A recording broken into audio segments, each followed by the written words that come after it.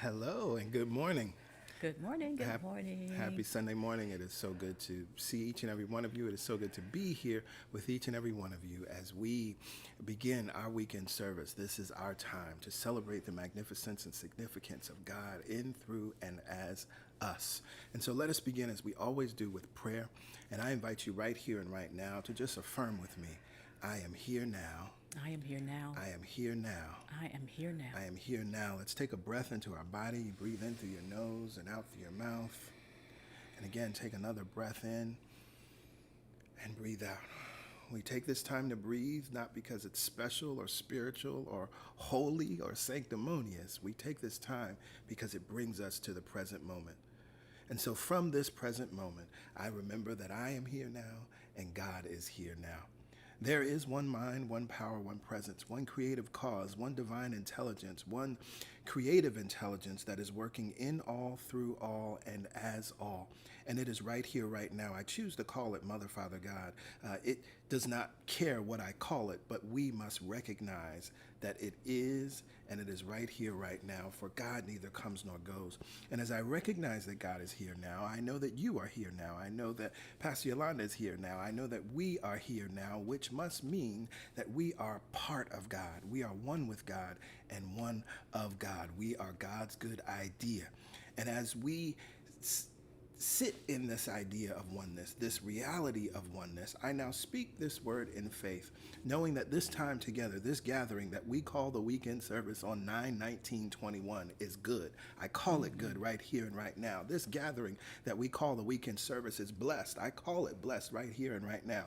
This gathering that we call the weekend service is prosperous and prospering. I call it so right here and right now. And as I call it good, as I call it blessed, as I call it prosperous, as I call it abundant, as I call it enlightening, as I call it enlivening, as I call it transformative, and as I call it transformational, I now allow that which I have spoken, I now allow it to permeate my being. So right here and right now in consciousness, we open up our minds to receive. Right here and now in consciousness, we open up our hearts to receive. Right here and now in consciousness, we open up our very lives to receive this abundant, good, transformational, enlightening, and enlivening thing that is taking place here and now. We know it is good. We know it shall be because we have come together to co-create this moment. There has been asking that was asked throughout the week. There has been asking that has been asked throughout the month, and the answers, the solutions, the way through, the way out, the way over is present right here and right now. So we relax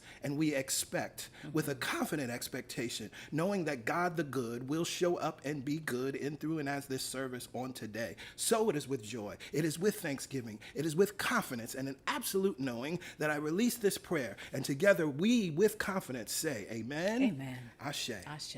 And so it is. And so it is. And so it is. Thank you, God. Yes, Thank yes. you, God. Lord have mercy.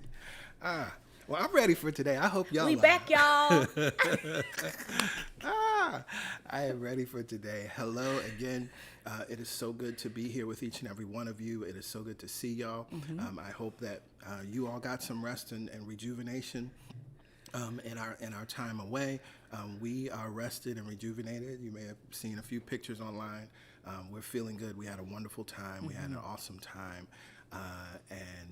Yeah, we're just ready to go. Yes. So let us. Oh, I almost forgot the order of service. Yes, I was about to go into the announcements. I was like, no, wait, the announcements aren't next. So first and foremost, I want to say hello to our first-time guests. Some of you may be joining us for the very first time. Someone may have invited you. You may have seen a video at some point at another time and decided that you wanted to be here live with us. And so we want to say hello. We appreciate you. We see you. You can feel free to shout yourself out in the comments. Let us know where you're connecting in from. But also, we would love to stay in touch with you. And so if you would like to stay in touch with us, it's very easy to join our mailing list. You see the information here on your screen. Just text the word welcome to 347-472-1078. Just the word welcome, no additional signatures, emojis, or hellos. Just the word welcome. And it's an automated reply. You'll get a link, tap that link, enter your information in the form, and then submit. After you've submitted that form and submitted your information, you will get a follow-up text saying you're all set. If you don't see the "you're all set" text, that means you're not actually on our mailing list. But once you are on our mailing list, then you'll get all the information, some things that we'll share in our announcements today. You'll be up to date on what's happening in CSC and any other times that we need to share and communicate with you. We'll be able to do that easily and effortlessly. So with that, now it is time for the announcements. Yes, yes.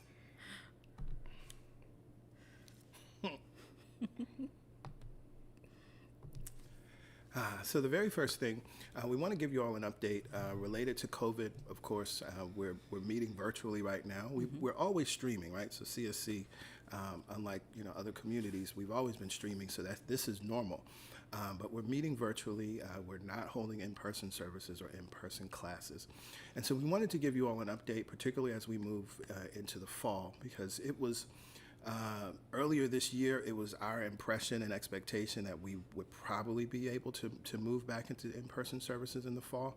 But of course, a lot of things have happened, and with the pandemic, things are changing at a rapid rate. And so as we continue to follow those things, we are making certain decisions. So if we go back last summer, we put out a survey, a regathering survey. And of course, things were very different at that time.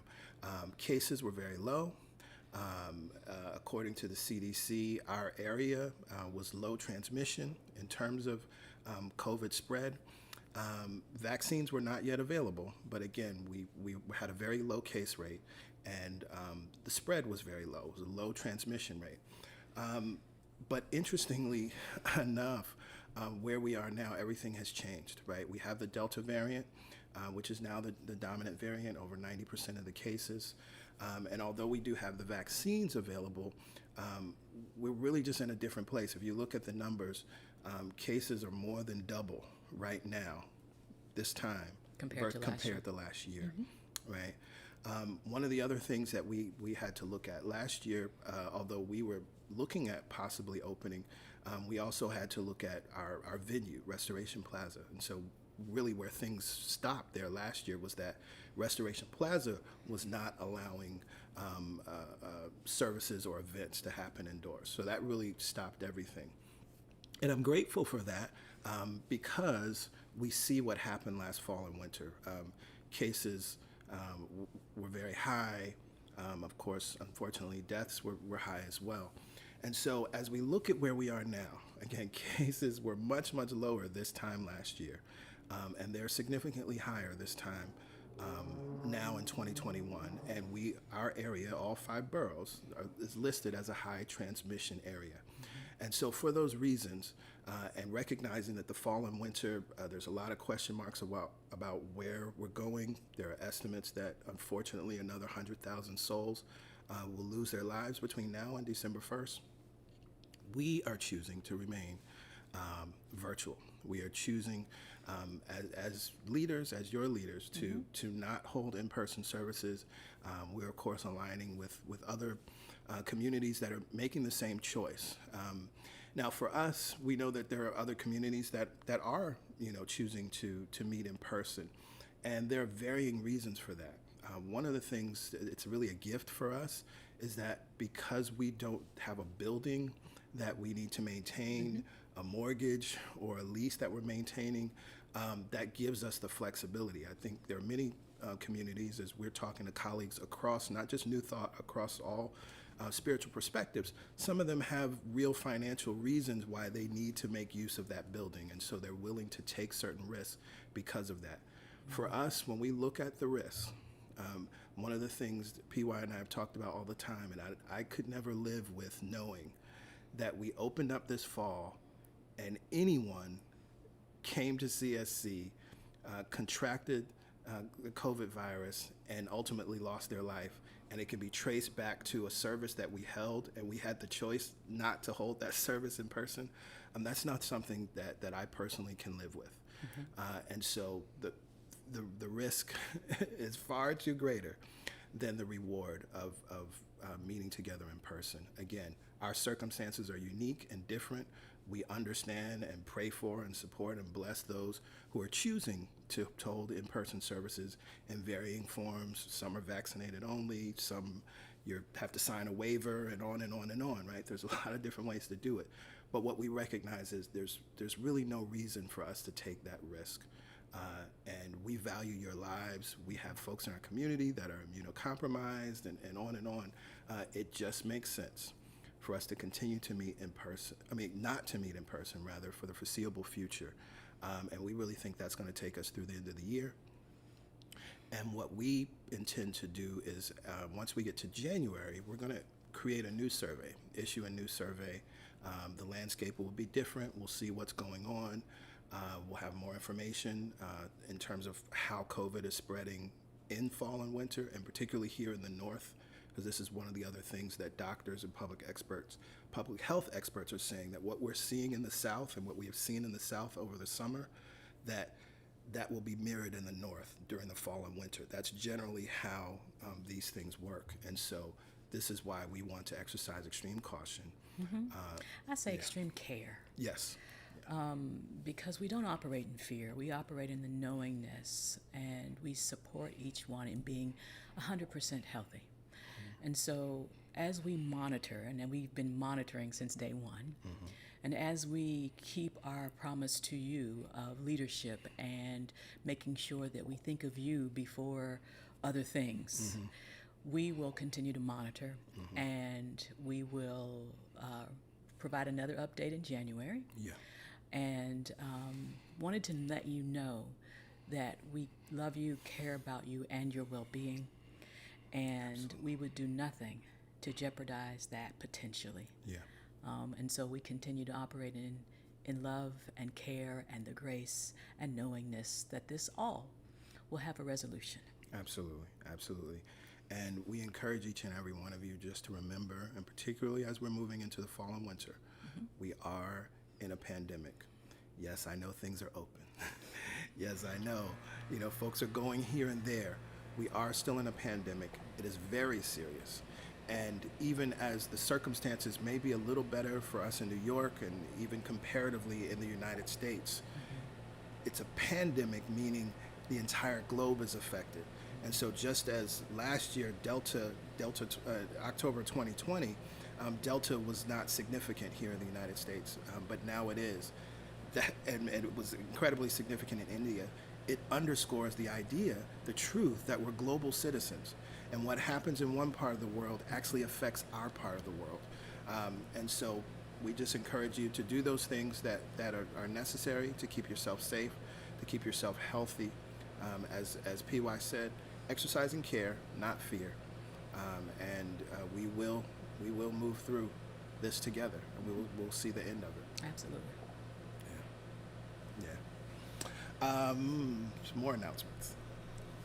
That was one long announcement. One long announcement. So we, of course, are a church that believes in prayer, and we have our weekly Momentum prayer call every Wednesday morning. It's a wonderful opportunity to keep the momentum in your week from Sunday. It's a wonderful opportunity to start the momentum for your day on that Wednesday and for the remainder of the week. All the information is here on your screen. Just call the number, enter the access code, and wait. It's about a 10 to 15 minute call. I share a reading, and then either PY, myself, or one of the prayer champions leads us in prayer. We recognize that everyone may not be able to make it at 7 a.m. For varying reasons, and so that prayer is recorded. You can call the playback number at any time, and the most recent prayer will play. Just call the playback number, enter your access code, and wait. And again, the most recent prayer will play. If you have a prayer request, you can send us an email to prayerchampions@celebrationsc.org. And that email is received by our prayer champions and, of course, the two of us.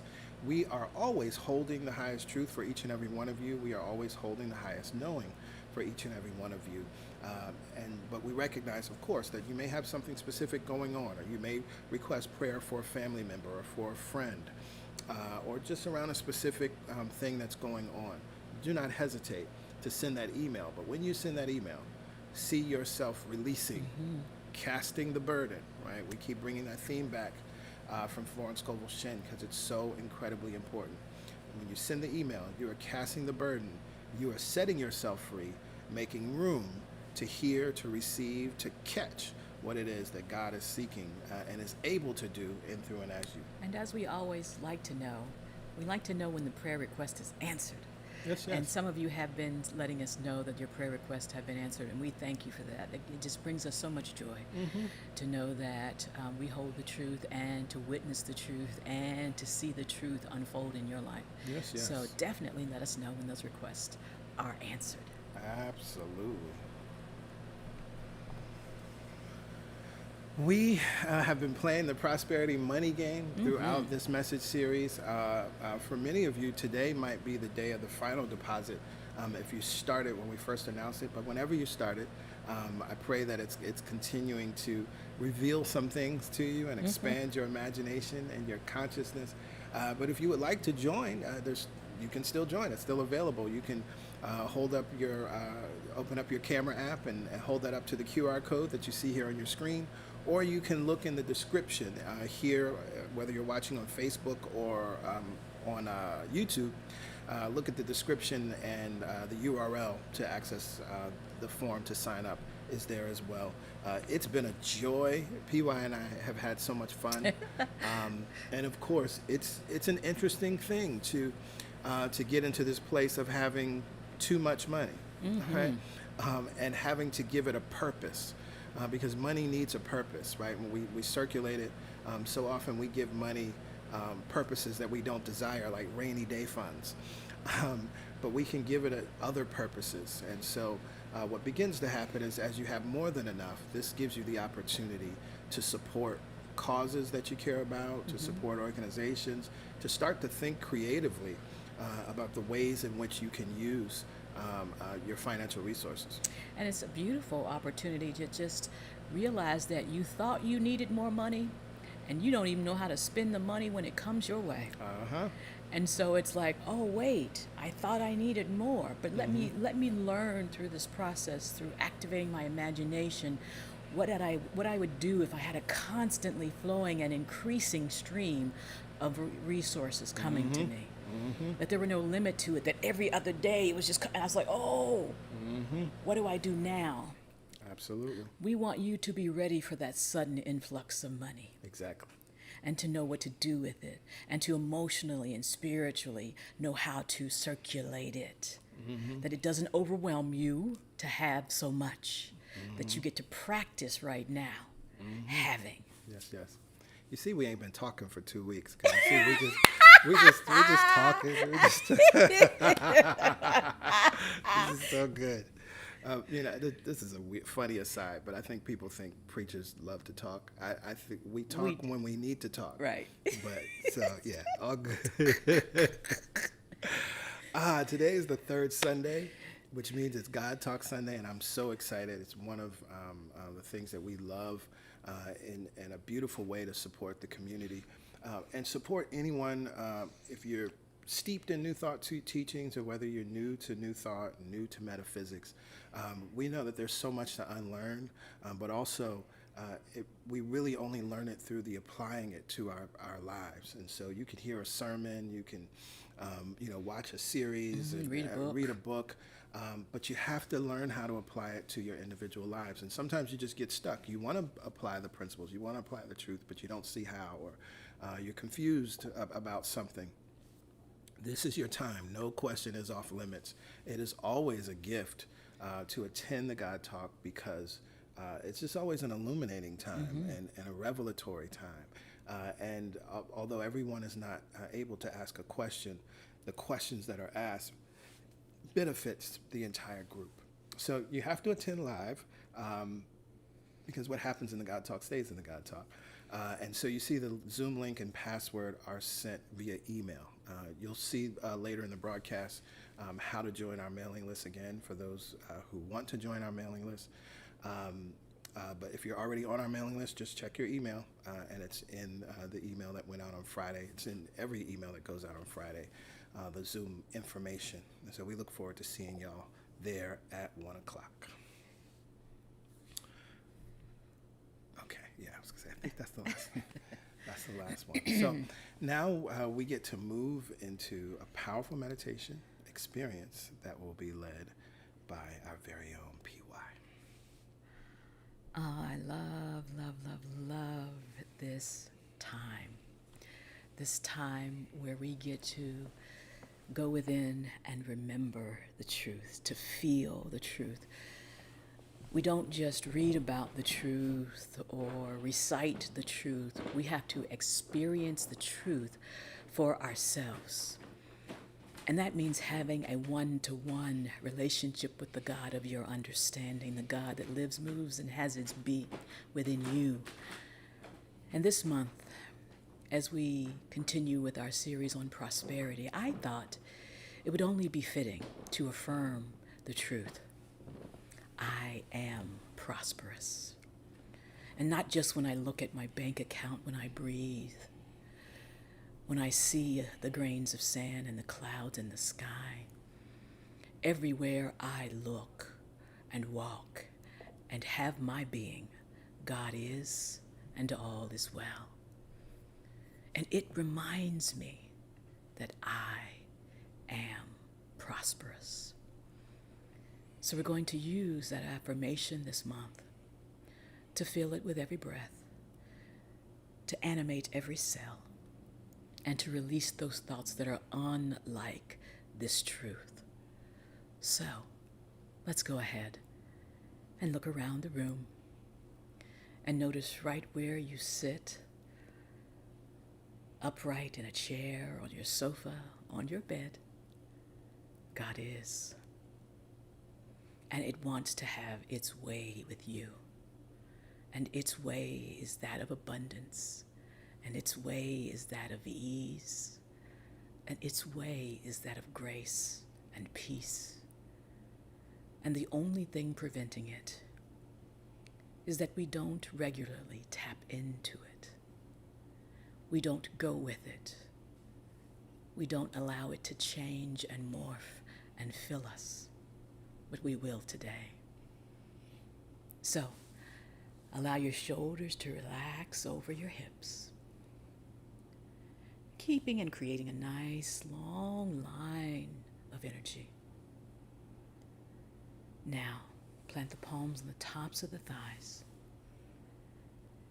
knowing that you are safe. Close your eyes and let's take this journey inward. Let's go home and remember how prosperous we are. With your eyes closed, just notice the breath that never keeps score or asks more from you. The breath that never worries about your worth or your value. It keeps circulating, animating, and filling you.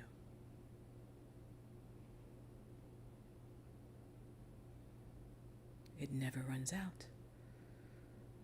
When we are in this human form, we are grateful for how it flows. And whether that breath appears to be deep or shallow, we just notice it now. Let's take a few rounds to notice and appreciate.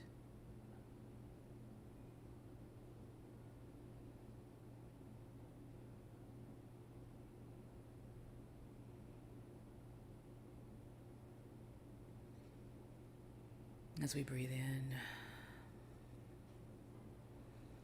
our lungs fill with more of this prosperity. And as we exhale, we make room for more of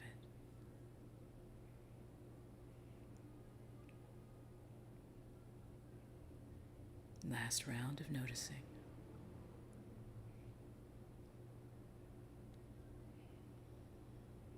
The breath never keeps score, it just keeps flowing.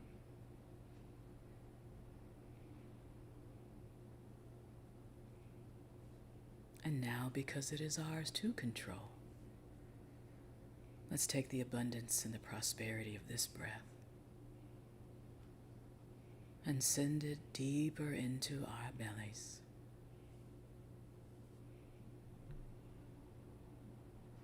Together, inhale into the low belly. Inhale. Hold it there for count to 4. Open the mouth, relax the jaw, count to 4.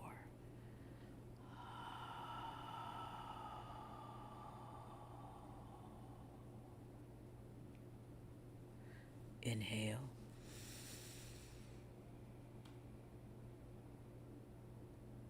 Hold it there, expanding that low belly, elongating the lungs, the capacity to receive. Open the mouth and exhale, sigh it out.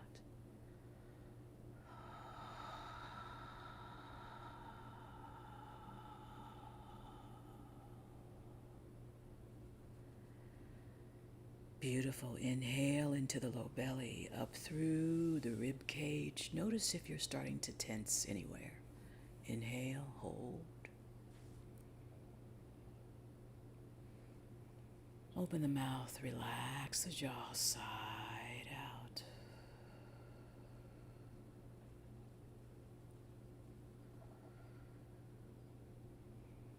Inhale.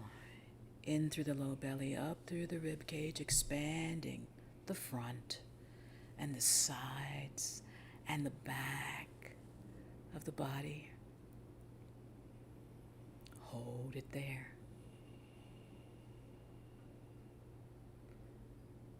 And release, side out.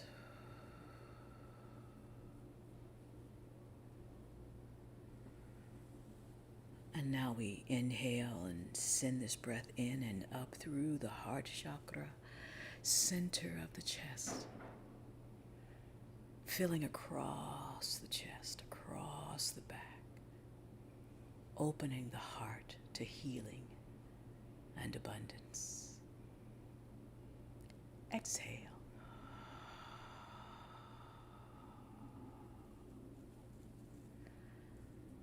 And as we inhale, all the way in and up through the heart, again expanding across, creating a new set point, new reality. Maintaining this elongated spine and elevated consciousness. Exhale and try not to collapse, just release.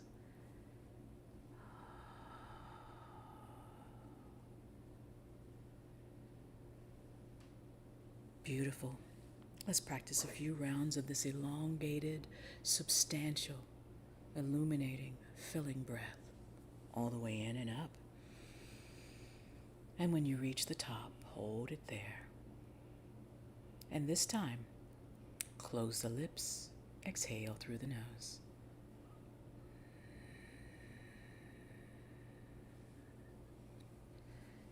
In and out through the nose for the remainder of our meditative time. Nothing obstructing our flow, for we are prosperous. Nothing blocking our success, for we are prosperous. Nothing limiting our creative potential, for we are prosperous. A few rounds here.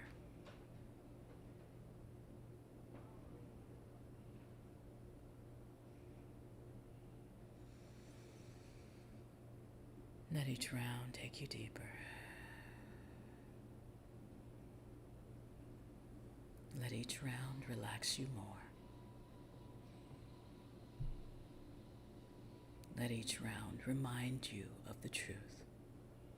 I am prosperous.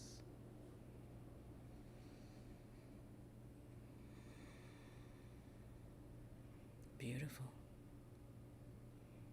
Let's send that energy into the feet.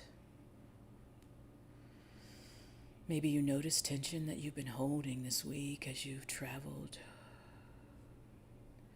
Maybe there's been some gripping in the toes. Maybe the fear has kept you holding on tight.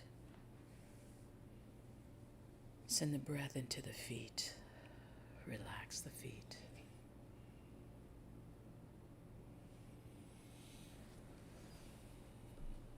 Make room for your prosperity.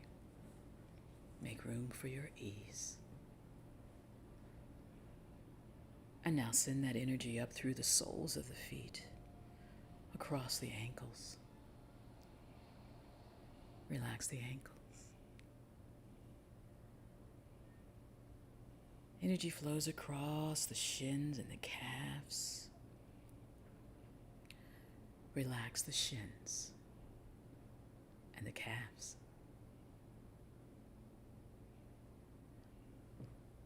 As we bend and as we surrender the burden that we carry, the worry, the fear, the doubt, send that energy across the knees. Relax the knees.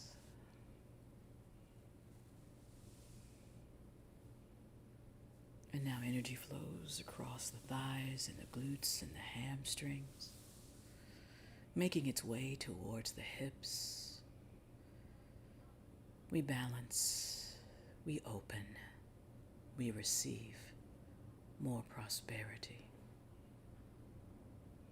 Relax the thighs, the hamstrings, the glutes, and now the hips.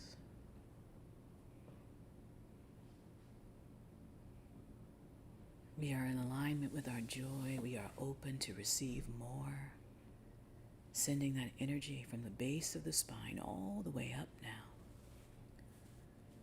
activating the chakras on our ascension. Inhale,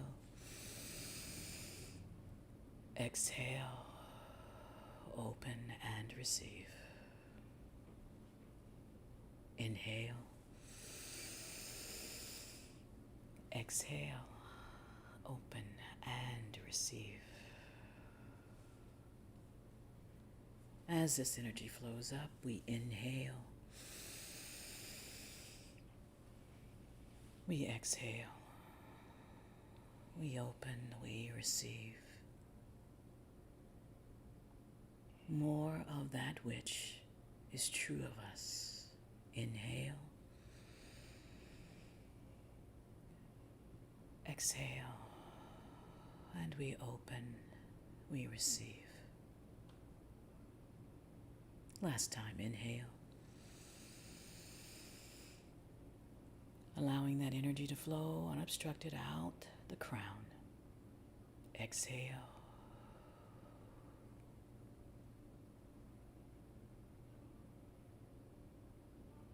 With our body open, our hearts open, our minds open, we allow the energy to gather above us and connect us, reminding us that we are never alone. We give permission now for that energy and that prosperity to flow back down through the crown, activating, opening, balancing the third eye, affirming this truth that I am prosperous. Flowing down across the shoulders, they relax. There is nothing to carry. Energy flows down the arms and out the fingertips. You can turn the palms up to receive more, or down to ground more. In your mind, see this open channel that you are. And if you notice anywhere in the body that you're holding tension, holding tightness, holding uncertainty, send the breath there, relax, and receive more. Ease, love, truth, and connection. As we prepare for our silent time, I will monitor. You take the inward journey.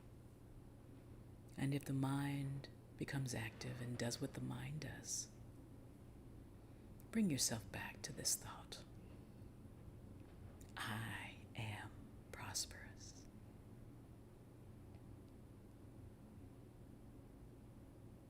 Taking that energy into our time. But all thoughts that are unlike love, be still. Now,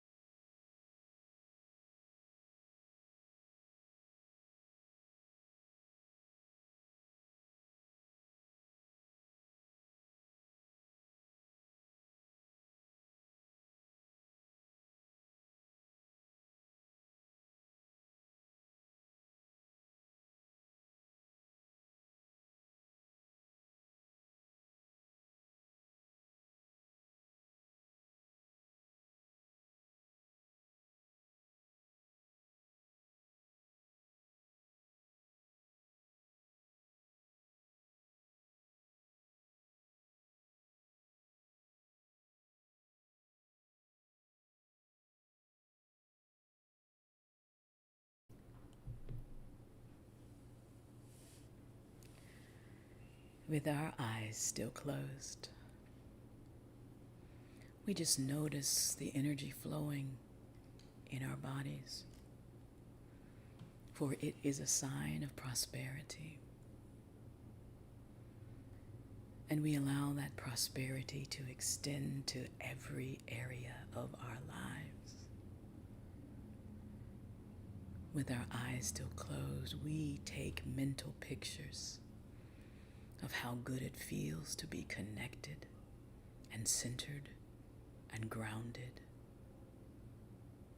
With our eyes still closed, we enjoy this time that we've given ourselves to remember the truth. I am prosperous.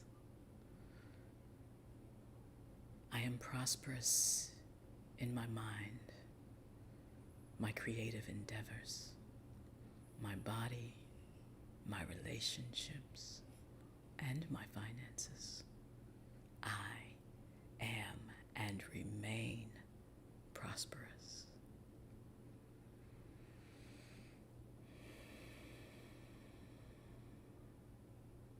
As we take that in, we begin to come more back into our bodies with a renewed sense of purpose and understanding. If the palms are turned up, go ahead and turn them down. Elongate the breath. Inhale and draw the shoulders up by the ears. Inhale. Exhale, shoulders go back nice and easy and relax down the back. Inhale. And shoulders go back and down. Last time, inhale. Shoulders up, elongated spine, shoulders go back. Nice and easy, no strain. Exhale. And the shoulders melt down the back. Bring the palms together. Heart center. Into the sternum, we lovingly touch our thumbs. And we pause to notice the beating of the heart, how it has continued to beat this entire time. We bow the chin to the fingertips and we notice an opening in the base of the neck and along the spine. All of this subtle movement brings us back into alignment with the truth of our being. And we bow, honoring this time we've given ourselves. And knowing that we could not be more worthy or more loved by God. Slowly flutter the eyes open. With a nice soft gaze, no strain on the eyes or the body or the mind. Inhale. Raise the chin. Exhale. Soft gaze. Easy mind. Namaste.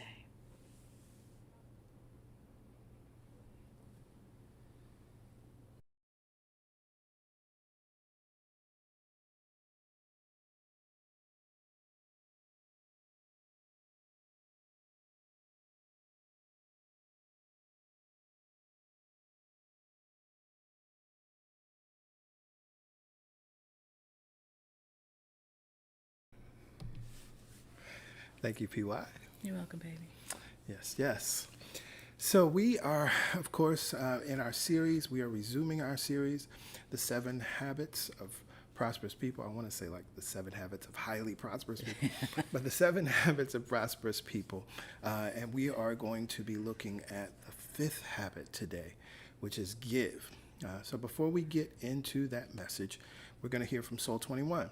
So rock out, enjoy yourself, clap your hands, do whatever you want to do, and then I'll be back with today's message.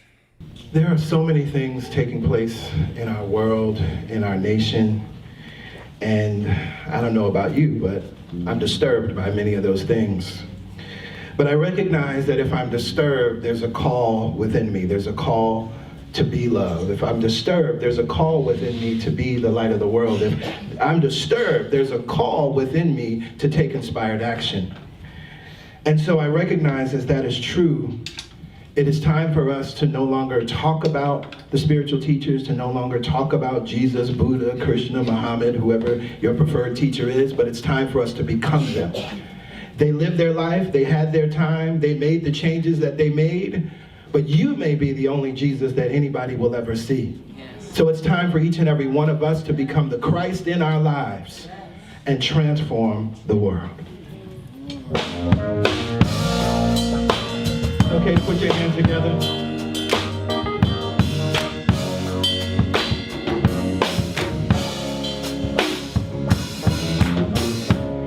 You are the light of the world, a bright and shining star. It's time to shine your light, let the world know who you are. We've done a lot of talking, it's time to start walking. Change your words into actions, you'd be amazed at what would happen. Oh, we have signs, t-shirts, and posters asking, what would Jesus do? Well, it's more than just a slogan. Take the next step and do what he do. Hey, be Jesus to somebody. You may be the only Jesus they'll ever see. Be Jesus to somebody. You may be the only Jesus they'll ever see. You were not called to just sit around with the truth. Take what you learned and know. Help somebody make it proud. See, we've done a lot of talking. Now it's time to start walking. Change your words into actions. You'd be amazed at what would happen. Oh, we have signed t-shirts and posters asking, yeah, what would Jesus do? Well, it's more than just a slogan. Take the next step and do what he do. Everybody say, yeah, be Jesus to somebody. You may be the only Jesus they'll ever see. Be Jesus to somebody. You may be the only Jesus. We're gonna sing it again. Be Jesus to somebody. Say, you may be the only Jesus. You are the light of the world. Yeah. You may be the only Jesus. Clap it out. Let's clap it out. The truth is, you are the Jesus of this time. The truth is, you have the same power.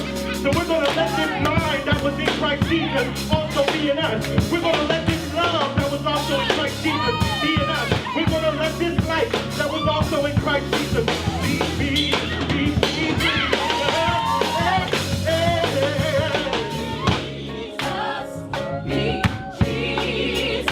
Be Jesus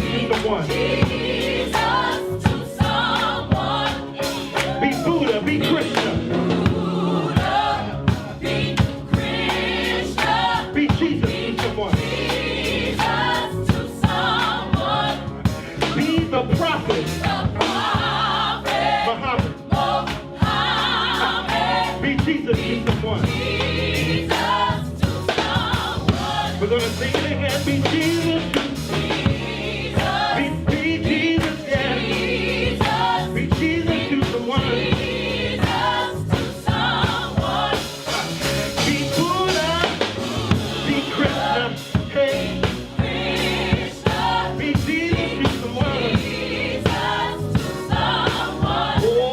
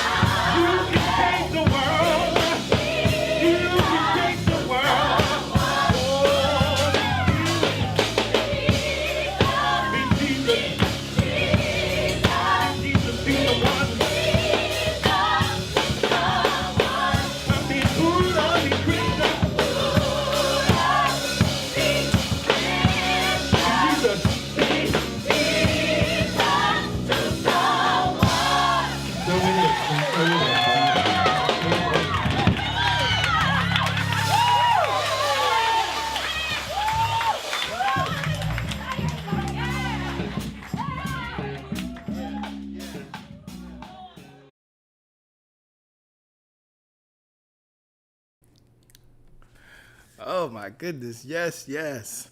Be Jesus to someone. Be Buddha. Be Krishna. Be Jesus to someone. Be the prophet Muhammad. Be Jesus to someone.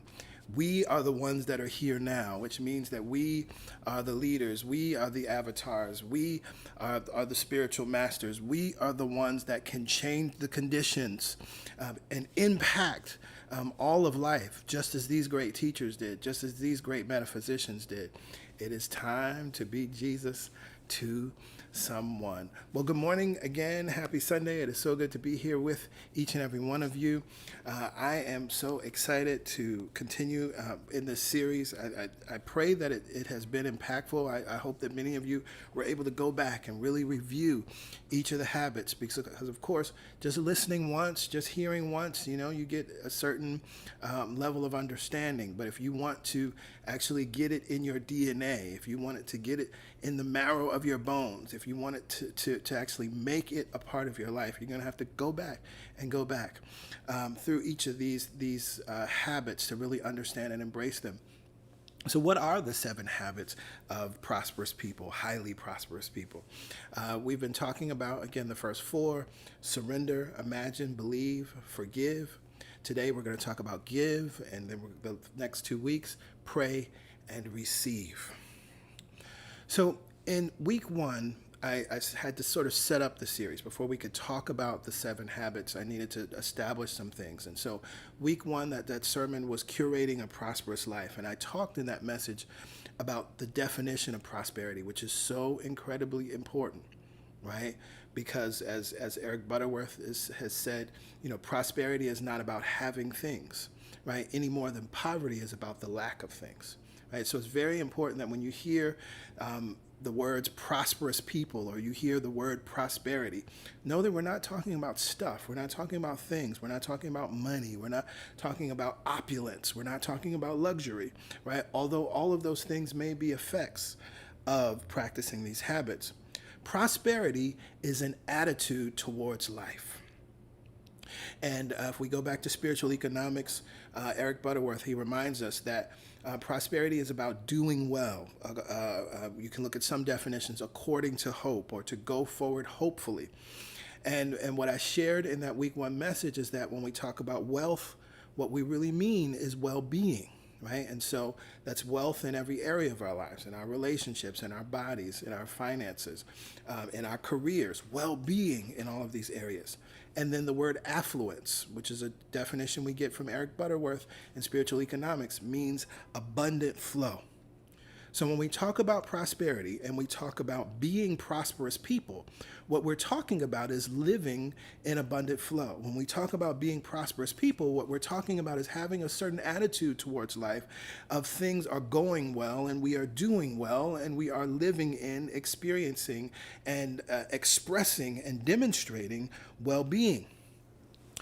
In our email that went out this past Friday and in the countdown this morning to our stream, one of the quotes that we shared was a quote from Wayne Dyer that says, "There is no way to prosperity. Prosperity is the way." Right? This is very important. See, well-being and abundant flow are our goals, that it goes well with us in each and every area of our life. There is an opportunity to live in such a way where things just work in your favor. Doors are open to you. The path is always clear. The right thing always comes to you in the right way at the right time through loving and harmonious channels. Some will look at you and through their ignorance, they will call it magic or magical. But you will know that this is the simple way of prosperity. It's how prosperity works. This is what I call overflow. And so I'm curious, before we get too deep into this message, you can give me a yes, yes, you can give me a thumbs up, you can give me a heart emoji, you can give me a smiley face emoji. I don't care what you give me, but I just want to know, how many people want to live in abundant flow? How many people want to live in overflow? If you want to step into your overflow today, just give me a sign, give me a yes, yes, give me a thumbs up, give me something in the comments to show, to let me know that you want to live this way, that you want to live in this abundant flow, that you want to live in the way that prosperity works. I see the yes, yeses coming in. I see the thumbs up coming in. I see it coming in. So I know that I'm in the right place at the right time. And so we're going to talk about stepping into the overflow. But there's some things that we have to understand. There's some things we have to heal. There's some things we have to clear up. And so I pray that this is illuminating in many different ways for you. You see, a lot of people mistakenly think that using the law of attraction is how we get to this overflow. A lot of people mistakenly think that using the law of attraction is how you get to well-being and abundant flow. But that is a misunderstanding, not just how the law of attraction works, but how the laws, the universal laws, work in general. You see, the law of attraction is always at work, just like gravity is at work. Now, you all know that. You've probably heard that, right? Many times when spiritual teachers are talking about the laws, they bring that idea that gravity, just as we understand gravity is, so these universal laws are. But I want you to hear what I'm saying.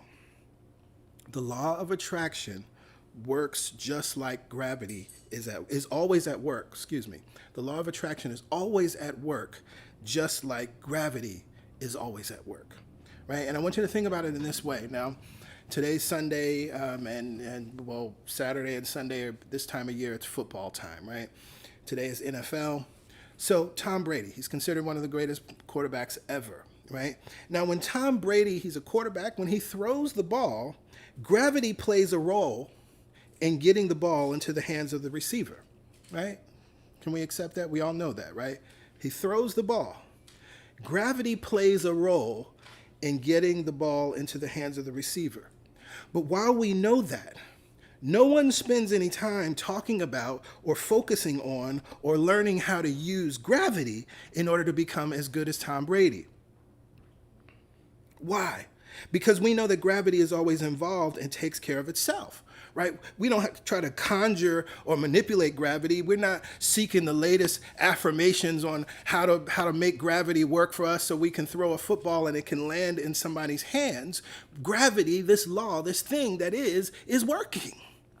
So it is similarly with the law of attraction. We can know and understand that the law of attraction is always involved and takes care of itself. Why? Because the law of attraction responds to what we give it. I'm going to repeat that. The law of attraction responds to what we give it. I was talking to PY about this the other week because I was kind of having a realization around this, sort of a new language in my own mind. But then I was reminded this is something that Abraham Hicks says all the time. Abraham Hicks says the law of attraction acts as a manager. There's this overemphasis on the law of attraction as though it is the power. The law of attraction is the thing that's in the middle. Right? On one side, you have what you are giving, you have a law, and then on the other side, you have the non-physical where all things are. The law of attraction simply is the thing that's matching those things up, right? And based on the alignment, the frequency, you get your vibrational match, right? So it's important for us not to think of the law of attraction as power in the sense of as we think of God as the power, right? The law of attraction is a manager. It's something that's working in the same way, like I said, gravity. We can use basketball. Kevin Durant, he's precise. He shoots the ball. Gravity is what brings the ball down. But we're not talking about, oh my God, the way Kevin Durant uses gravity is just amazing, right? We're not doing that. And so I think it's important for us to understand that as it relates to this law. But what is the law of attraction doing? Again, it's responding to what we give it. And so that's why give is one of the habits that prosperous people must understand, must develop, and must practice consistently. That's why give is a habit that we must understand, develop, and practice consistently. Ernest Holmes, in one of his very popular texts, This Thing Called You, I highly encourage you to read it if you are looking for something new to read right now. But he writes in This Thing Called You, as you enter more completely into conscious union with life, you will realize the universe holds as much good for you as you can take, and that you can take only what you give. You can take only what you give. So we've got to understand what giving is about. And giving is something that we talk about all the time at CSC, right? After this message is over and we get to giving, and you'll see it even here in this loop that's on the screen, give what feels good, right? We talk about it all the time.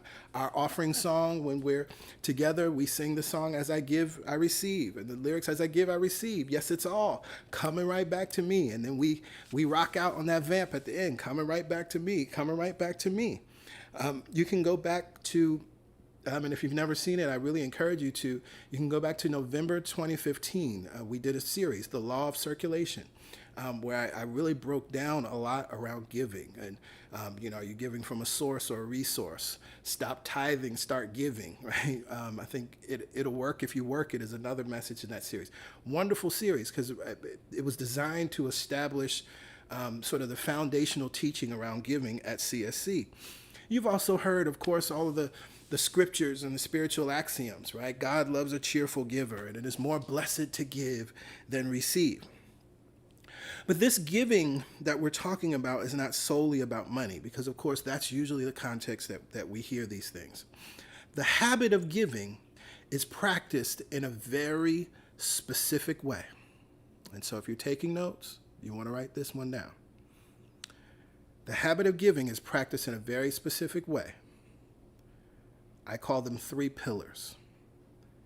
Give your time, give your talent, give your treasure. I'll say that again. Give your time, give your talent, give your treasure.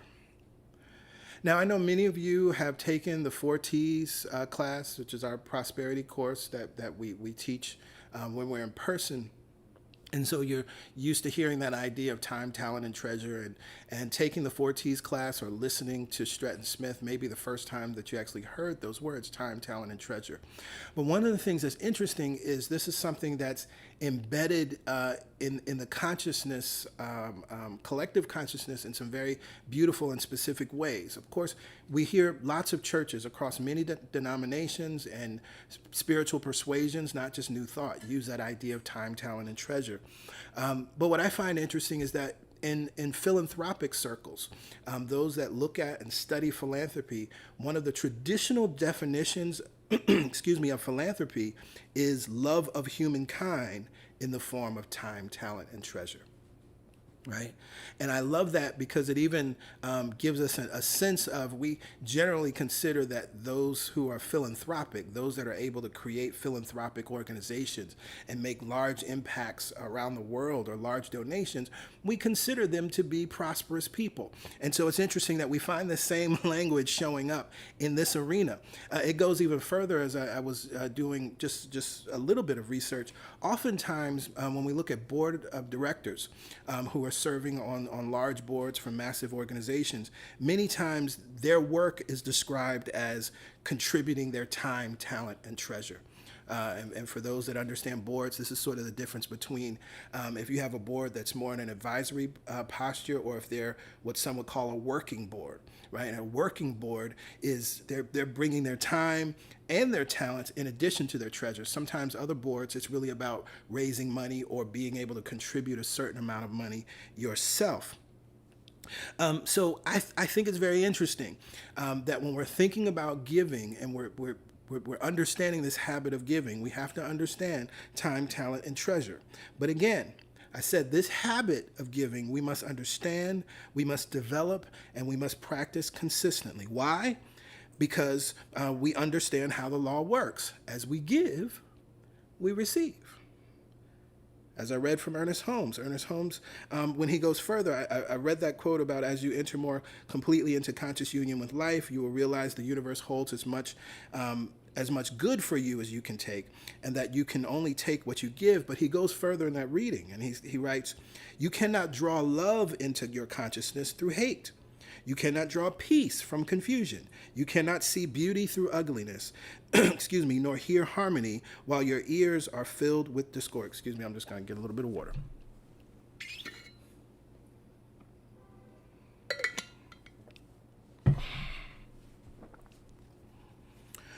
So we recognize that this habit of giving We're not just talking about money, and we recognize that how the law works. Again, the law of attraction responds to what we give it.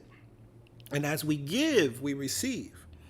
So we cannot get love through hate. We cannot get peace from confusion. We cannot get beauty from ugliness. We cannot hear harmony when our ears are filled with discord. As we give, we receive. So let's talk about these three pillars. Let's understand the three pillars of giving: time, talent, and treasure. Pillar 1, give your time. Now, I love this in the consciousness of what we're talking about now, because generally when we hear giving of our time, we immediately think about giving away our time, right? We immediately think about giving our time to others. We think about volunteerism.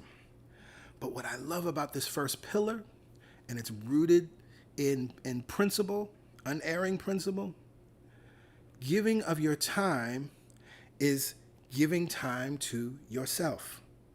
Y'all remember there was a sermon earlier this year, Water the Root? Y'all remember earlier this year when we talked deep roots, we talked about what are the things that we need to practice this year, right? That we need to meditate, we need to practice gratitude, we need to rest, and we need to pray, right? This is what giving of your time is to self. You've heard me say it many times. I almost wore the t-shirt today. Love God, love you, love people. So first, giving of your time has nothing to do with anybody but you. Has nothing to do with anybody but you. Why? Because you cannot pour from an empty cup. Say that to yourself, put your hand on your heart, tap yourself and remind yourself, say your name out loud. Greg, you cannot pour from an empty cup. Remind yourself of that right now. Say your name out loud and just tell yourself this truth. You can't pour from an empty cup. Love God, love you, love people, in that order, right? And so this is what the first part of this habit of giving is all about. You have to give to yourself. You can't give anything to anybody, anywhere, anyway, if you have not given to yourself. And what I love about this is how you can then heal your practice habits of sacrifice. Because if now you are practicing the habit of giving, and it starts with giving to yourself, no longer are you going to be thinking about giving away or giving out before you are replenished and rejuvenated first. Yes, yes. Hello, somebody. This is also what can help you to understand what giving really is. And this is also why one of CSC's guiding principles is daily spiritual practice is not an option, right? If you go to our website, and this is on our founding documents as well, we explain this beautiful guiding principle by writing, in order to come to a full realization of who and what we are as the very image and likeness of God, we must engage in a daily spiritual practice that keeps us in touch with the world beyond our five senses.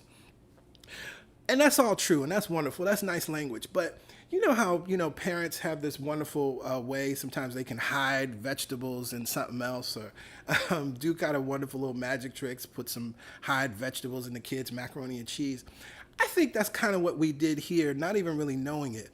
Because if you make daily spiritual, if you take that on and say daily spiritual practice is not an option, and I'm going to give to myself each day, every morning, I'm going to begin with my daily spiritual practice. You're practicing the first pillar of giving, which means you're going to have a prosperous life. You see how these things support each other, right? So often it's like, oh, spiritual practice. Why are they always asking me about a spiritual practice?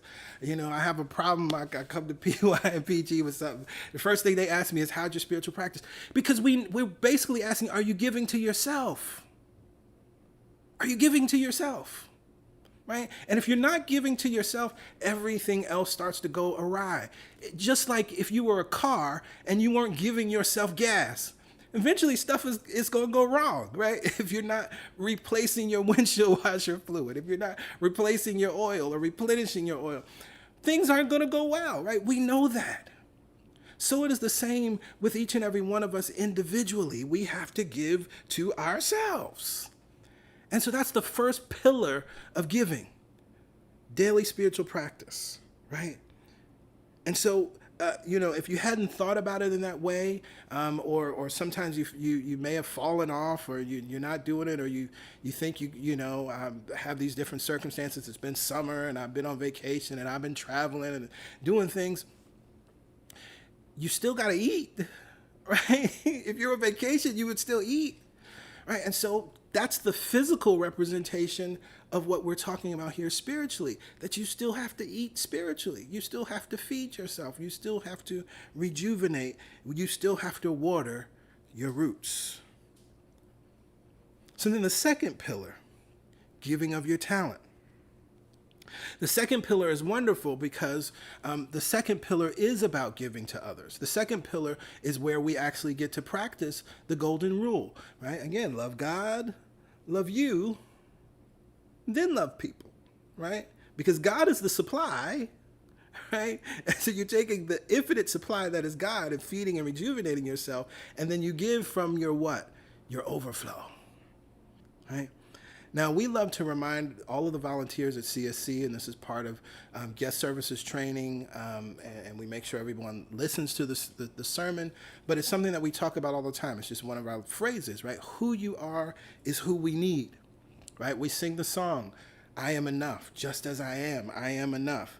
Each of us, just as we are, not adding something, not becoming special, not getting some credentials, not taking some kind of special training and getting certified, and then you're worthy and able to give. Who you are right here and right now is more than enough, and it's who and what the world needs. Each of us must find ways to give of the unique gifts, skills, talents, and abilities that we possess. Every human being is a necessary and vital part of the whole, and every human being has something essential to give to the world. And so when we're talking about giving to the world, when we're talking about giving to others, when we're talking about giving to people, it's important that we stay open, right? Because this can look very different. It can look very different during different times in our life. For instance, if you're retired, there are things that you can do and time that you can dedicate that you weren't able to dedicate when you were a parent and had growing kids and a full-time job, right? So we recognize that based on the current circumstances of your life, if you're a parent, if you have a child, school-age child, or if you have a full-time career, whatever it might be, you know that you can't dedicate the same amount of hours. But what you can do is practice that habit of imagination that we had talked about earlier, I believe the second habit, and surrender to God's imagination and ask God to show you ways to use your gifts, skills, talents, and abilities to support others, right? No, everybody's not able to volunteer for Habitat for Humanity right now. Everybody's not able to dedicate lots of hours to volunteer. You might not even be interested in that or have the skills for it. But everyone must give of their talents. I repeat it again. Love God, love you, love people. And so when you understand why this practice is important, you can then use, as I said, the habit of imagination to look for and allow ways to give of your talents, your gifts, skills, talents, and abilities in ways that are meaningful and fit your particular situation, right? Because so often, what we think about, we move into the someday, right? Oh yeah, one day I would love to go down to Louisiana and help people clean out their houses after the hurricane. Oh, one day I would love to, and it's like, okay, that's cool, one day, someday, but what's right here, right now, right? What can I do right now? What is mine to do, right? And so this is even, I love you, Spirit, I am here, right? You use me, God. Take my hands and my feet. Touch my heart, Lord, speak through me. I'm here. Because God, I know you can use anything. That's why we sing that song. If you can use anything, Lord, you can use me, right? And it's not about a special gift that you have to have. It's just be available, right? Because sometimes it's just your body is needed. Can you move something from here to there, right? Can you sit at a desk and answer the phone, right? Can you sign people up for something, right? There's so many different things that don't require some amazing skill or degrees or certifications. But we stay open because we recognize that as we give, we receive, right? How many times in our lives have we needed someone to, show up in our lives, or just an opportunity or a bit of grace or an extended deadline, right? These are the types of things that we begin to make ourselves available to, those moments of grace, those moments of where Thoreau talks about, either the laws won't apply or new laws will be written in your favor, but it comes out of this giving, right? And this is how you experience this overflow. So we have the three pillars. Give of your time. Who are you giving your time to? Yourself. The second pillar, give of your talents. Who are you giving your gift, skills, talents, and abilities to? This is who you give to the world, right? This is not for a payment, right? This is outside of work, right? This is outside of compensation, right? This is just as we freely exhale, we give to the world because we get to freely inhale, right? Nobody's paying for that. There's no, thank God, no stock exchange for breath and oxygen, right? They can't monetize that. They monetize water. You can't monetize this, right? We all get to inhale and exhale easily and effortlessly, right? So this has to be from that vantage point. And so then we get to the third pillar, which is treasure, our finances. As I shared, there's that message series, The Law of Circulation, from November 2015. And in one of those messages, it might have been the first one in that series, stop tithing, start giving, right? And I think we take a very specific approach when it comes to tithing, because while I understand the value of tithing a tenth, right, 10% of your income, you can do that. That's wonderful. That's helpful. I recognize that that's really not financially possible for everyone. But I also think you have to start where you are. Because what I also understand is that the amount is not the reason that giving works or circulation works, right? So the example I always use, we see that many of the billionaires in the United States, they've come together and they've pledged to give 90% of their wealth, right? They only live on 10%. And so the logic would suggest that then, in order for me to be in billionaire consciousness, I need to give 90% of that which I bring in, which of course, most of us would never be able to do. So it's not about the amount, but it's about the consciousness behind what we're giving. So the general rule of thumb is when you're talking about giving of your treasure, giving of your finances, is to give where you're spiritually fed, right? That's fair. That's easy. That's important, right? And what's critical about this when we talk about giving where you're spiritually fed, and I think it was Reverend Johnny Coleman was the first person I heard really talk about this and talk about the difference. This is outside of or in addition to charitable giving. This is very specific, giving where you're spiritually fed, understanding what all of this has a very spiritual component, right? Of giving to ourselves through our spiritual practice, giving to others, which we're honoring the golden rule, which is a universal law, recognizing as we give, we receive, and then giving essentially to God, right? But to where we're spiritually fed.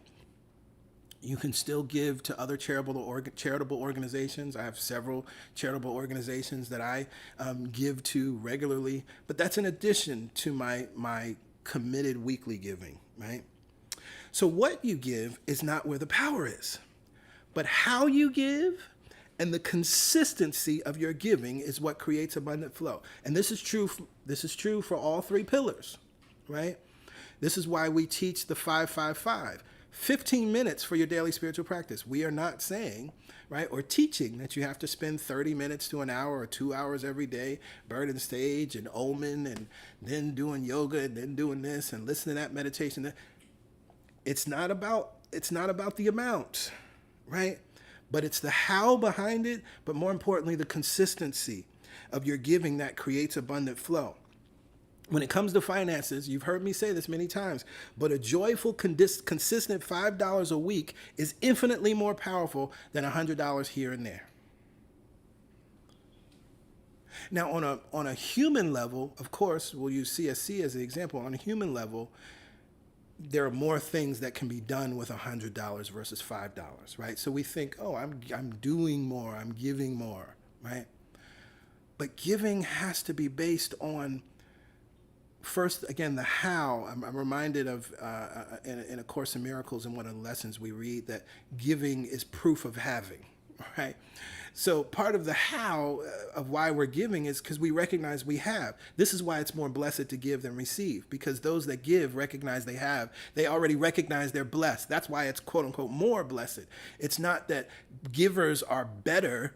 It's just givers recognize something, right? They recognize they're blessed. That's why it's more blessed to give than receive, right? A receiver may or may not recognize that they're blessed, right? They may or may not recognize that. But a giver must know that because they're giving based on having, right? Giving is proof of having. So when we understand this, then this is why we understand that this is the how that's behind the giving, but then the consistency. Because what is the law? Again, the law of attraction responds to what we give it. And so if we're giving here and there, again, I'm not just talking about money, y'all. Please hear me. I'm not one of those preachers or pastors. So I'll put it this way. If we're giving to ourselves here and there, as we give, we receive. If we're giving to others here and there, as we give, we receive. And so then how we're choosing to give of our finances is just another reflection of that. And the law works the same all the time. It works both ways.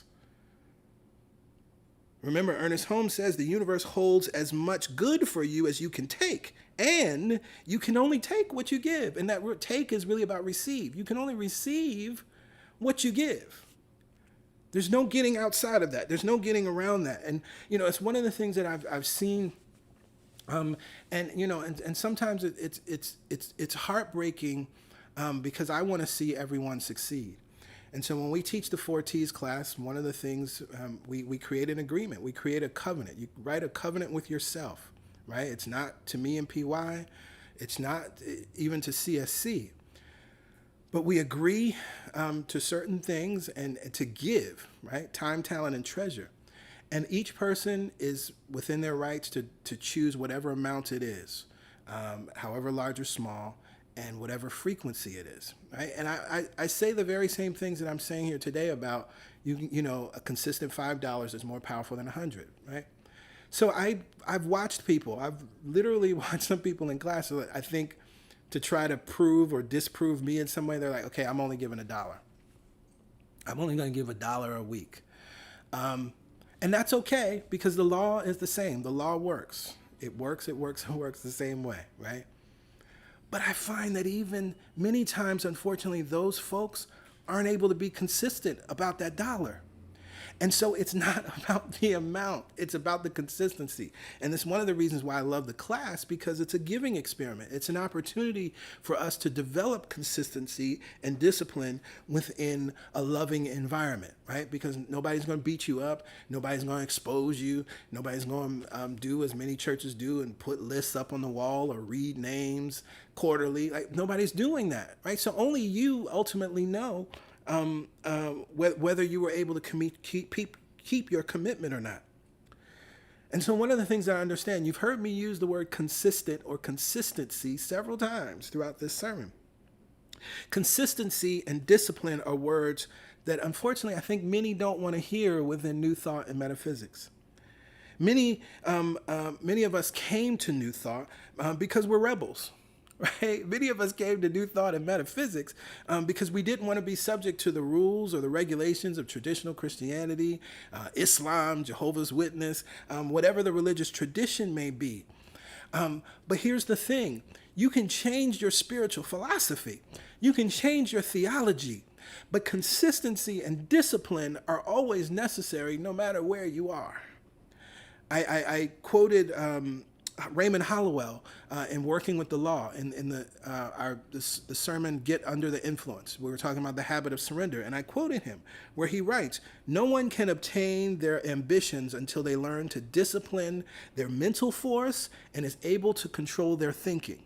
No person will ever find the richness of life in any realm by loose and casual wandering.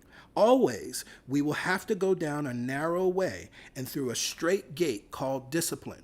So here's the thing. When we talk about discipline and consistency, or when we talk about becoming a disciple, what we're talking about in the context of where we are, in the context of what we're doing and what we believe to be true, is we are disciplining our minds. And we're developing these habits because we understand how the law works. You're not becoming a disciple to PY or PG. You're not being consistent because it's going to make us happy or we're going to pat you on the back or call you good. You're also not doing it because God is going to pat you on the back or call you good. You're not doing it because there's some place called heaven that you're going to go to because you did these things right with discipline and consistency. You're not doing that. You're doing it because you want to work with the law. You understand how the law works. It works the same on both ends. What you give to it, you receive. And so if you give, as he writes, loose and casual wandering, you will receive loose and casual wandering. There'll be some good in your life, but it'll be loose. There'll be some good in your life, but it'll be casual. There'll be some good in your life, but it'll wander. But when you practice discipline, when you practice consistency around giving to yourself, giving to others, and giving of your treasure, and when you do that consistently, what you will find is the universe is consistent. Not because that's a personality trait of the universe, but because it's responding to you. And so I invite any of you that would like to do this, if you've never considered it before, and particularly maybe if you've never taken the class, or if you've taken the 4Ts class and this is kind of reminding you of the benefit, you can create a commitment agreement to yourself right here and now, or the churchy word would be covenant, right? You can create that for yourself right now.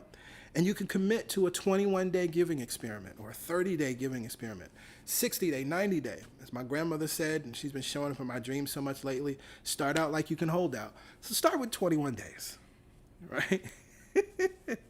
Let's start there. And so you could write something like this. I commit to give my time, talent, and treasure for the next 21 days.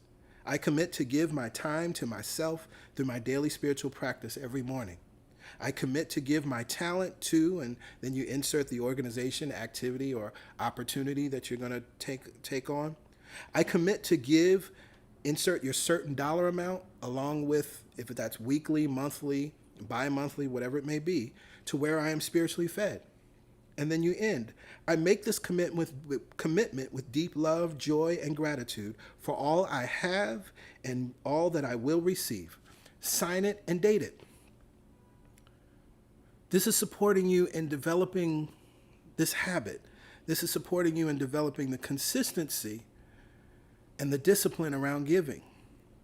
Because here's the thing, you can't affirm your way into lasting prosperity. You can use a lot of tools and you can operate in stage 2 and manipulate and do all sorts of things, right, to make it happen. But none of that is lasting. That's why you keep making it happen, right? You have to keep ramping yourself up again and keep ramping yourself up again instead of living in the flow. Wayne Dyer, he said, prosperity is the way. Prosperity is the way. And so you can't get to lasting prosperity. You can't get into being a prosperous person, right, without consistent and disciplined giving of time, talent, and treasure. Give to yourself, give of yourself, and then give your money as a representative of yourself. When you give of your finances, you're multiplying yourselves in ways that are just beyond imagination. Now, I shared with you the quote from Ernest Holmes in this thing called You and how he talks about the law. I want to end with this part of a quote from Neville Goddard because he's a little colder with it, right? But the law, it's true. And he writes, law is never violated. And you can rest confidently in the knowledge that life makes no mistakes and always gives humanity that which humanity first gives themselves. The law is never violated. If you want to live in overflow, if you want to step into your overflow, if you want to live in the space of all doors are open and all channels are free, shout out to Catherine Ponder. If you want to live in this place where just things just always work out everywhere you go, you're just moved to the front of the line, you're given a table when there's no tables, deadlines always work out for you, and there's just a flow, an abundant flow, and it all goes well with you, you got to know how to give. And when I say you got to know how to give, you got to understand what giving is. You can never expect to receive at the level that you desire to receive if you're not giving to yourself. Giving to yourself is how you step into your overflow. You can never receive at the level that you desire to receive if you are not giving to others. After giving to yourself, you give from that overflow to others, operating in the golden rule, which is a universal spiritual law that is found in every spiritual tradition. You can't get around that. And then finally, you can't live in abundant flow or step into your overflow if you're not giving of your treasure in a consistent, disciplined way. PY and I were talking about it this morning, and one of the things she was saying, because it's what we do, set it and forget it. Right? Once you've determined what that amount is, if you can set it as a recurring donation, do that. Right? Because it supports you in being in the habit. Because there are many times in my life back in the day, it was like, I'm not going to give this week, but I'll double up next week. Before I knew it, 4 weeks had gone by. Right? And then it's like, okay, I can't make 4 donations now. And then you're starting all over again, right? I can only talk about what I know about, y'all. This is also why I don't teach, a tenth, because what I've seen people stick to that 10th and then can't buy groceries. I've seen people stick to that 10th and, struggle to pay rent. I've seen people stick to that 10th and not able to do other things in their lives. And that's not loving. So start where you really can and do that consistently, and then build up over time. You'll be able to build up over time. I have no doubt about that, because I know how the law works, right? You'll increase that which you receive. But set yourself up to win. So I am so grateful and thankful for this habit of giving. I'm so grateful and thankful for this series and the reminder and seeing how all of these sort of work together and how these habits continue to inform each other. I'm looking forward to moving into the next habits over the next 2 weeks. Pray and receive. But I think that's enough for today. So with that, I will say amen, ashe, and so it is.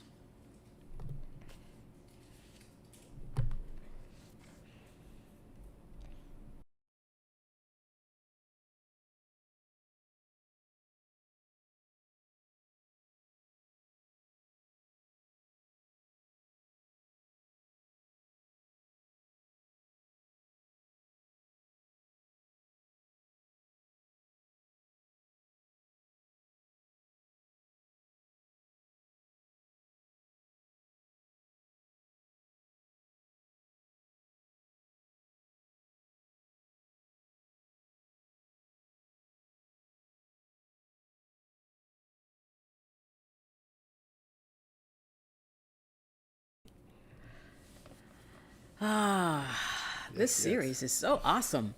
And for many people, just to begin to understand this idea of giving in a more holistic way is so important. It helps us reframe what we've been taught. It helps us be in the joy of giving the way it was intended. And at the beginning of this message, talking about the manager, woo, that was important information. Please go back and kind of analyze where you are in terms of these pillars of giving. Where are you doing it in a consistent way and not to judge, but just so you get the information. And now you can correlate to how it's all working and how it's all flowing. And again, it's not for us that you're doing this. It's so that you can experience in your own life these things that we talk about. Thank you, PJ. Yes, of course. You're welcome. So in this moment, it's time for giving. I'm not going to say much because we just did a we whole just had sermon. a whole Right? message on giving. Right, but y'all know the truth of giving and what's behind it, right? That wherever we're giving from, all of those are resources. God is the source, and we must always have that in mind. I hope maybe someone was hearing it for the very first time. Giving is proof of having. Excuse me, it's one of those quotes I love from the workbook, in A Course in Miracles, right? It's that underlying idea of, oh, yes, I understand what I have. I have something, and this is even like say giving of your talents, right? Your skills and abilities, having this sense of like, oh, I have something to give, like who I am. I can show up, and my personality, me is valuable, which is why we say who you are is who we need, not who you might become, not who you want to be, who you are. You know, I used to be really. Right. Who you are right here and right now. So giving is proof of having. And as my mother says, right, if you always give, you will always have. That's the other side of it. Why? Because it's how the law works. As we give, we receive. It's always in that giving that we understand having too. You know, I've been working with clients and I've been focusing them in on what do you have? What are you? As opposed to some future output or outcome or who you think you're supposed to be in the future. Who are you and what do you have? Yep. Be in gratitude for that. Yep. Absolutely. And then spread that. I was going to say something. Oh, Lord. Spread it all around. Spread it all around. Okay. And so you see the information here on your screen. It's very easy to give to CSC. You can go to our website, celebrationsc.org/give, or you can text to give, 347-744-9500. There is a $10 minimum to text to give. And so when we give from this consciousness that we're talking about and that I was sharing in the sermon, right? We've stepped into our overflow. And so we're giving from that place. We affirm with conviction and with joy and with a deep knowingness, right? All the money that I use returns to me multiplied. In a never-ending cycle. My part in a never-ending cycle of increase and enjoyment. Yes. So with that, we are complete. I'm looking at the time. It's 12:35 Eastern Standard Time. So we will be in the Zoom link.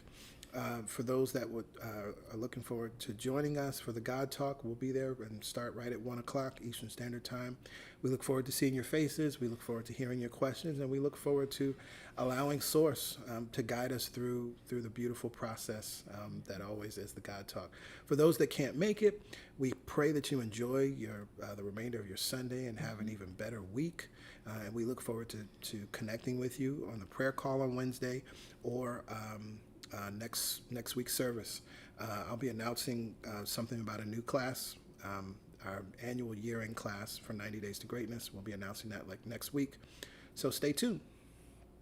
And the link for the God Talk is in our weekly email. So if you're on the mailing list or you need that information right now, you want to put it up one last time? What, to join the mailing list? Yes. Sure. If you need to join the mailing list, the information is here. Just text WELCOME to 347-744. I'm sorry, wrong number. 347-472-1078. Just the word WELCOME. And follow the instructions. Follow the instructions. You have to completely submit the information. You'll receive a text that you're all set. And then if you're just joining the mailing list today, you'll receive an automated email with the God Talk information. That will only be sent via email, right? So check your inboxes for that. So if you're already on the weekly email that goes out on Fridays, it's in that email. All right. Love y'all. Love you. Enjoy your Sunday. Bye for now. Bye for now.